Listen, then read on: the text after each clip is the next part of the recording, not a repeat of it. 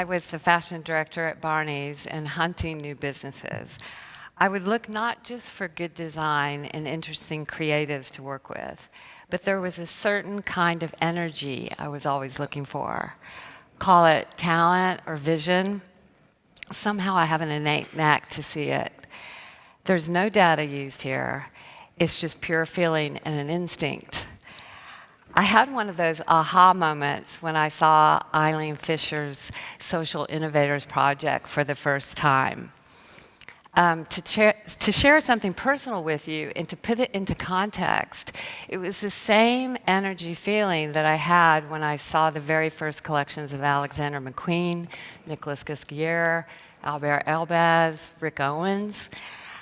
So now as a consultant, I think very differently. The fashion business is much more complicated than it used to be. But energy is still energy, and I see that energy in Eileen Fisher.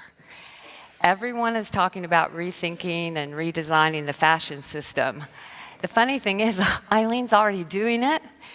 She's inviting in the next generation of designers to help question established ways and go beyond business as usual.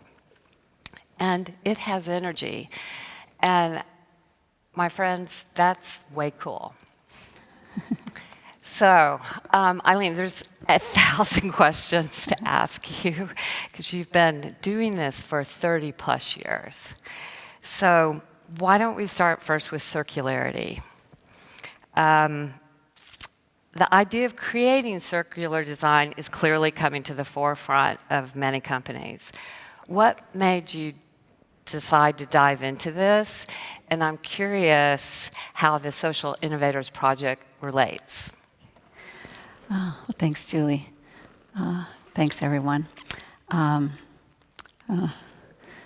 First, I just have to acknowledge all the people who work at the company, because I always, when I stand here, try to talk about it, I'm remembering all their incredible passion and work, so grateful to them. The concept of circularity in our company really starts from, it's very much kind of the last step in the whole holistic way of thinking that we bring to the work that we do. So in the beginning, the clothes there's sort of a basic ethos about the brand. It's about timeless clothes that are simple and that are made with high quality, mostly natural fibers. And over the years, we started to, I guess we drew in people who were passionate about the idea that we were working on. And then and we began to really dive into sustainability work, looking at all of our materials, just trying to do it better everywhere. So, and then we made this kind of bold commitment, maybe 4 years ago now, which is our Vision 2020. And that's just right around the corner. That's right around the corner, right. And what's so amazing is when we made this commitment, our original idea is we wanted to be a 100% sustainable company.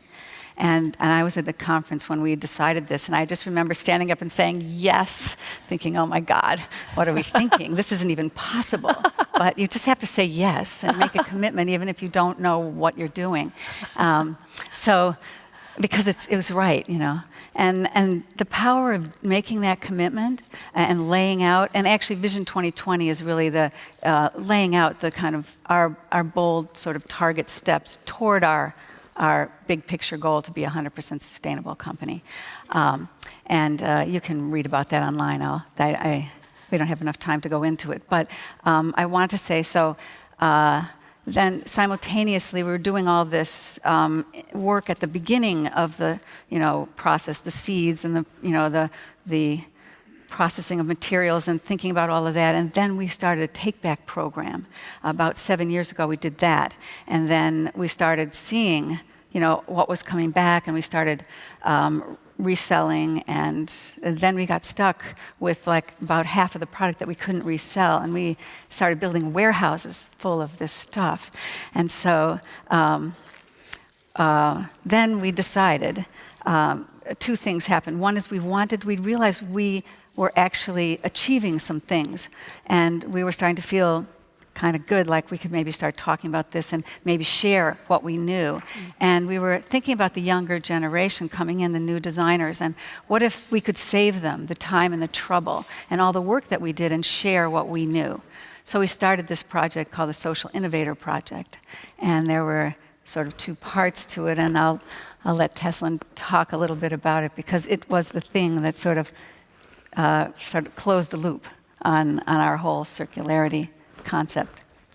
Take it away, Teslin. Yeah, the Social Innovator Project was a year-long residency at the company that myself and two other graduates were awarded. And so we spent this year-long intensive education process at the company, and the first few months were spent just really learning what the company was about and who our customer was. And what we noticed was that this ethos and this passion that Eileen has for sustainability and mindfulness was echoed throughout the entire company. So it already made our job a lot easier because we had such support throughout the company. So then we were tasked with this problem, this design challenge of figuring out what to do with these garments that Eileen was talking about. And they led us into this room, and it was piled high with these mountains of damaged clothing that they'd been holding on to with the hope of, coming up with something to do with them. So we were challenged to come up with a scalable and beautiful and profitable solution for those garments. And so we spent months experimenting and coming up with, tons of different techniques. And I think what was amazing was that at some point in coming up with these techniques, it became obvious to us and to others in the company that what we were really doing was not just designing, a 500-piece collection that you got to see at the pop-up, Julie, in Brooklyn, but we were designing processes and we were designing production systems that could handle these large amounts of garments that were coming back. And we realized that this really wasn't just, the next step in Vision 2020 and Eileen's journey. It was really this final link, the tail to this circle. And we were really developing a circular business model. And now that has grown from not just being a project, but it's grown into Fisher Found, which is an entire department within the company. So it was amazing to be part of that. So you have like a Brooklyn pop-up, you have a new brand, and you have the tail to circularity. Okay, that's really cool. Teslin, you were one of 3 students chosen to work on this project after graduation. As a board member of Parsons, I saw your senior thesis. You were a star student. You had pages of awards. You could have worked for any designer. Why did you choose Eileen Fisher? Well, I think it was definitely the commitment to sustainability that initially drew me in. I knew about Eileen Fisher as a company growing up. The women in my family always wore Eileen Fisher, and I knew its relation as a company to sustainability, but I didn't realize how totally ingrained that is in the company and the people who work there. And what really hooked me in having to work there, it was my only option and nothing else would suffice, was going in for my final interview to get this Social Innovator award. And I walked into the showroom and there was a singing bowl sitting on the table, and it was the first thing I saw. And it felt so familiar to me because I had them in my home growing up, and I realized that there was so much more to this company than what you can see from the outside, and that it was just going to be this amazing opportunity that I couldn't pass up. And I'm so glad I didn't, because it's been the most rewarding experience. Yeah. Can I just say one other thing? Yes. What else is really cool is that these young women brought so much creativity and fun. It was just so amazing to see, and continues to be, what they create, and the innovation that comes from these mountains of clothes, and it's sort of like creating a lot of gold out of garbage or something. It's like things become actually more valuable when they're cut up and remade, and when they get their hands around it and do something really creative and fun. And we're both doing the clothing, and then the pop-up out in Brooklyn inspired us to, we actually took the store next door, and we're going to be opening the store and introducing and showing the whole circular model of the company, of the mainline clothes, the reworn clothes that we resell, and then also these new upcycled pieces. So all is a part of one story. It's kind of amazing because, you know, I was talking about data earlier, that you don't really make your decisions based on too much data. Right. You go through feeling. And we were talking earlier that it's the unusual part about you is you were saying you were thinking of circles. Right. So it wasn't like you were reading a document on circularity. Right. You were just thinking about looking at what is going on and then moving from that point. Right. Which I think that we have to do that a lot more, and that your company is a great example of that. And I was thinking, like what Bill was saying about doing not just less bad, but actually doing good. And so what's so interesting is creating these amazing good things out of, you know, something that was just trying to clean up a mess. Yeah. And actually what's the really great thing about it, it's going to appeal to another kind of customer without disenfranchising your already existing customer. And the customer is everything in this business. Right. And we see that with the pop-up shops. Yep. You know, yep. You can get a lot of feeling from what was happening. In terms of, you know, you're rocking the boat with this sort of bold, innovative business model that's really working for you all. Do you think it can be replicated to other companies? And I mean, do you think it's good for business in terms of like bottom line dollars? Yes, I'm going to say yes, of course. Yes. And I think that, you know, we hope that what we're doing inspires others. Our particular business works a particular way, and so every business doing circularity, you're going to have to get in and create it your own way to solve the problems that are coming out of the work that you're doing. And so I think it's possible and interesting. But what really interests me is the energy piece that you talk about and the creativity that comes and the connection to the customer. That we've already seen even with our Take Back program. You know, the customer, she's happy to know we're doing all the sustainability work, but she wants to do something herself. And so when you say, bring your clothes back, you know, she feels like, oh, you know, that's something I can do. I can participate in this community of a company that's doing good things, and I'm a part of that because I'm doing my part. So that makes her engaged, and she's then a part of it. And hopefully also the same thing is going to just be taken another step with the Fisher Found. And like I said, we're seeing it already. We're doing some pop-ups and seeing the energy and excitement because it's creative and it's new and it's good. And also there's a measure of exclusivity in that. There's that's that one of the, you know, special pieces, the things that you remember you had before but can no longer get. The opportunity to find, Fisher Found, that's why they came up with the new name. I love that name. I didn't come up with it.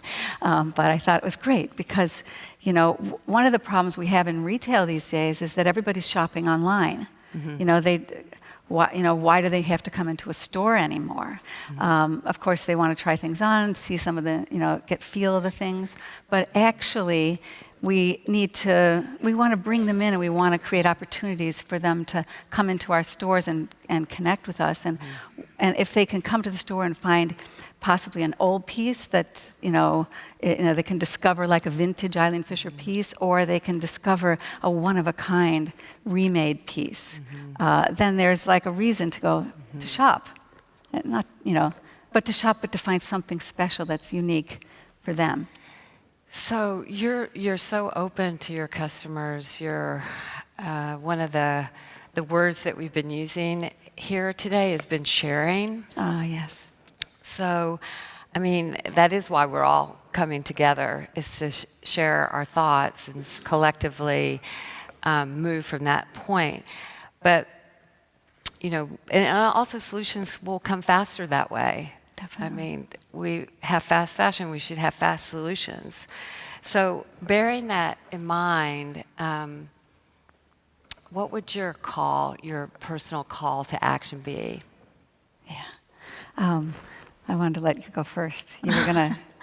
Well, we were talking a lot about sharing, and I think talking about the customer is a big part of that as well, that we're not just sharing with the industry, but we're sharing with our customer, because we talk a lot about how important they are to the process. We wouldn't have garments to be remaking if they weren't bringing them back. So we now have this tiny factory in Irvington, New York, which is a big part of my job now. I'm helping to create remade production there, and we want to invite not only our customers and our local community to come there and see what we're doing, but everyone here, all of your friends, everyone to come and visit the factory, see this excitement and this innovation that's happening there, because it's this really innovative place where we have our whole Eileen Fisher ecosystem there. You can see the garments coming in and being sorted, and then they're either resold as reworn garments there on site, or they're sent over to the remade department where they're either renewed or they're remade, and then you see them go out as these entirely new designs to have a whole nother life. So Very it's actually called the Tiny Factory, right? It is called the Tiny Factory. We affectionately Yeah. call It's it very the Tiny small. Factory. Outside it says Fisher Found. I wanted to say how a few years ago someone asked me, Eileen, so you have this ambitious Vision 2020 goal. You want to be a 100% sustainable company. What happens when you get there? And I went, well, it's not going to be good enough. You know, if we get there, you know, we're just a drop in the bucket. We have to all get there. We have to get there, and we have to get there together. So I was very compelled that we must share, we must partner. We want to share everything we do, and whether it's this project or all of the work that we're doing beforehand. I actually heard that Patagonia was inspired by our Take Back program. How great is that? We've been so inspired by them. But this idea of sharing and being inspired by each other, that's why we're all here. And we just want to invite all of you in any way we can share anything, or you have ideas for us. There are 8 of us here from Eileen Fisher today. And you know, we support this conference and this work, and we just want to work with you to accelerate the pace of the massive transformation that's needed here in the fashion industry. So come and talk to us, look for us, and share with us. So you're a $500 million company, growing, and you're wanting to share everything you do. That's great. That's the way we're going to make it all better. And we learn from others, too. It's also more creative that way. Yeah, more fun, much more fun. I think we all need to have some more fun. Yeah. And it's serious, it's important, but yeah, it's fun, too. Thank you all. Thank you, everybody. Thank you, Julie. Thank you. Thank you.